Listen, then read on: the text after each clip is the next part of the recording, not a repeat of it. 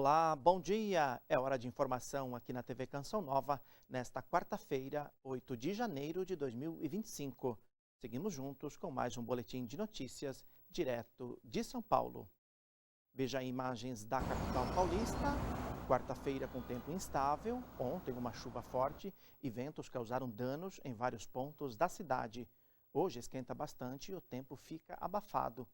À tarde tem previsão de pancadas de chuva com possibilidade de raios, mínima de 19 e máxima de 29 graus. Na primeira audiência geral do ano, ainda no contexto do tempo do Natal, o Papa Francisco dedicou a catequese de hoje às crianças. Vamos saber os detalhes com a correspondente Danúbia Gleiser. Bom dia, Danúbia. Bom dia, Sidney. Boa quarta-feira a todos. O Papa Francisco alertou em particular sobre o flagelo do trabalho infantil e disse que hoje sabemos voltar nosso olhar para Marte ou para os mundos virtuais, mas temos dificuldade em olhar nos olhos de uma criança que foi deixada à margem e que é explorada e abusada.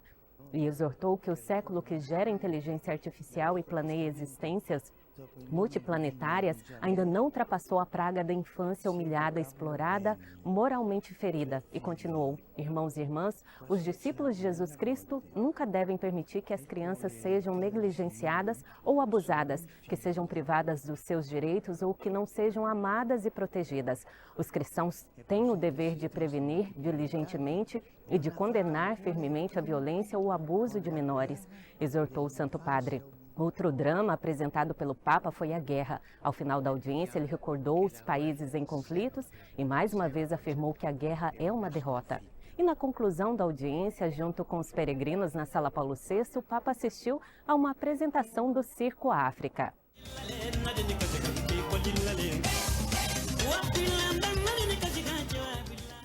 Il circo ci fa ridere come dei bambini.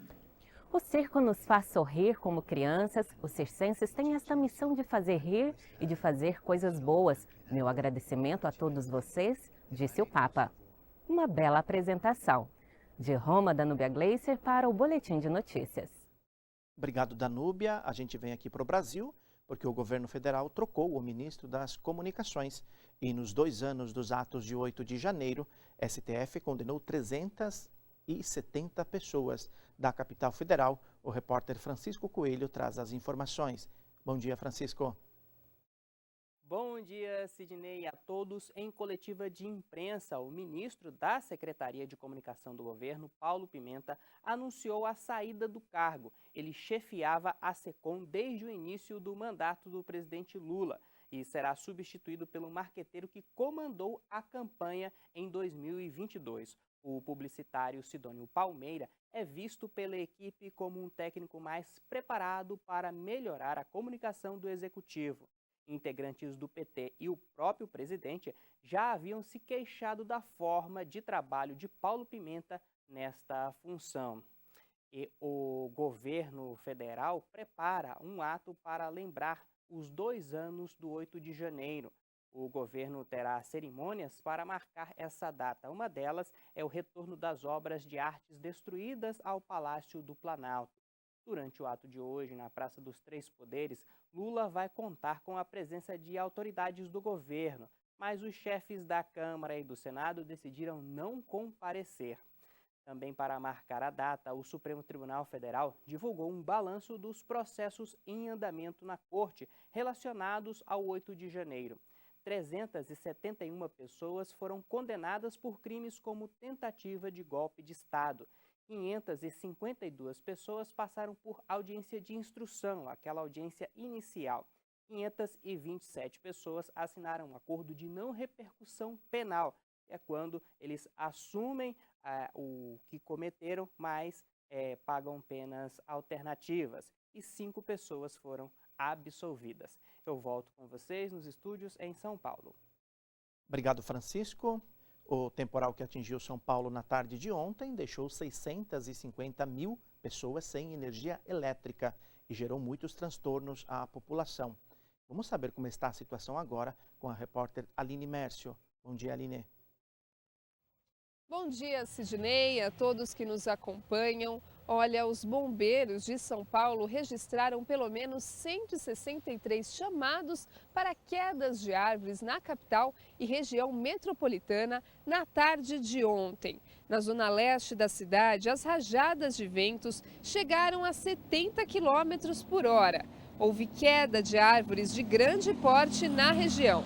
Uma delas chegou a atingir um carro com 2 pessoas, que foram retiradas sem ferimentos e vias foram interditadas. Em São Caetano do Sul, houve queda de parte do teto de um supermercado, que atingiu carros estacionados. Na região de Ubatuba, o alerta da Defesa Civil chegou aos celulares dos moradores de áreas de riscos atingidas pelas chuvas. E importantes vias ficaram alagadas. A distribuidora de energia elétrica, a Enel, disse em suas redes sociais que as fortes chuvas atingiram parte da área de concessão da empresa, o que causou danos na distribuição e 650 mil locais ficaram sem luz. Na manhã de hoje, a companhia disse já ter restabelecido boa parte do fornecimento, mas cerca de 50 mil estabelecimentos ainda estão sem energia elétrica. De acordo com a Defesa Civil do Estado, são esperadas pancadas de chuva para hoje, em algumas regiões do estado, como Vale do Paraíba, Itapeva, Sorocaba e Campinas. Voltamos aos estúdios. Obrigado, Aline. Seguimos então com a previsão do tempo, porque tem alerta de tempo chuvoso em boa parte do país e também temporais em algumas regiões. Confira a previsão do tempo para esta quarta-feira. A maior parte da chuva prevista para hoje está concentrada nos estados de Rondônia, Mato Grosso e Tocantins, em áreas do Distrito Federal e principalmente em Goiás, onde já houve alagamentos, e também em grande parte do Sudeste. Nesses locais, há alertas de temporais para chuvas moderadas a fortes e ventos de até 70 km por hora. Isso se deve à zona de convergência do Atlântico Sul, um fenômeno comum no verão que aumenta a frequência e o volume de chuvas. Esses temporais terão maior intensidade até a próxima quinta. Hoje no Sudeste, a chuva mais pesada se concentra entre Minas Gerais, Rio de Janeiro e Espírito Santo. Em São Paulo, pode ter pancadas de chuva durante a tarde e chuva isolada no interior do estado. A região norte pode ter pancadas de chuva no Amazonas, Acre, em Rondônia e no Pará. No Nordeste, a umidade contribui também com a chuva na costa norte e leste da região. Vamos às capitais mais quentes. Hoje faz máxima de 31 graus em São Luís, 34 em Salvador e 39 graus em Campo Grande. Incêndio florestal na Califórnia e resgate de mineiros na Índia são assuntos em destaque na imprensa internacional. Nos Estados Unidos, incêndios florestais devastaram a Califórnia. As chamas evoluíram rapidamente e destruíram residências em uma área nobre de Los Angeles nesta terça-feira. Mais de 1.000 hectares entre Santa Mônica e Malibu foram atingidos pelas chamas, segundo as autoridades. E na Índia, continuam os trabalhos de resgates na mina de carvão que foi inundada. O corpo de um dos trabalhadores foi encontrado nesta quarta-feira. A mina tem mais de 90 metros de profundidade e vários túneis subterrâneos que foram inundados na manhã de segunda-feira, depois que os mineiros atingiram uma fonte de água, segundo informações de autoridades locais. Mergulhadores trabalham nos resgates. E antes de encerrar, você vai conhecer um pouco da história da freira brasileira Inácia Nabarro Lucas, que foi oficialmente reconhecida como a pessoa mais velha do mundo aos 116 anos de idade. O título foi concedido após o falecimento da japonesa Tomiko Itooka, que anteriormente detinha o recorde em dezembro do ano passado. Muita gente tenta desvendar o segredo da longevidade. Chegar à melhor idade com saúde parece ser o melhor cenário neste caso. Agora imagine ser a única pessoa no mundo com 116 anos. Este feito é do Brasil, ou melhor, da freira brasileira Inácia Nabarro. A religiosa, que nasceu em junho de 1908, foi reconhecida como a pessoa mais velha do mundo após o falecimento da japonesa Tomiko Itoka no mês passado. O título foi concedido pela LongeviQuest, uma organização que rastreia supercentenários em diferentes países. Este vídeo, compartilhado há quase um ano, destaca o encontro de Iná com representantes da organização LongeviQuest em sua casa de repouso em Porto Alegre, no sul do país. Na época, ela recebeu os títulos de freira mais velha do mundo e de pessoa mais velha do Brasil. Olha que lindo! Além do reconhecimento recente, a religiosa também é a 20ª pessoa mais velha registrada na história. Saúde, lucidez e fé em mais de 100 anos de trajetória. E para quem acha que a experiência é um fardo, Iná destaca com bom humor a alegria da fase atual. Viu?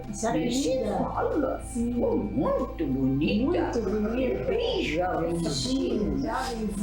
Apenas. Sim. Que Nosso Senhor abençoe todos vocês. 9h45, a gente fica por aqui, mas continue bem atualizado acessando o nosso site e também nossas redes sociais. Você tem outras informações às 6:45 da noite no Canção Nova Notícias. Obrigado por sua companhia, uma boa quarta-feira para você. Amanhã a gente se encontra aqui no Boletim de Notícias.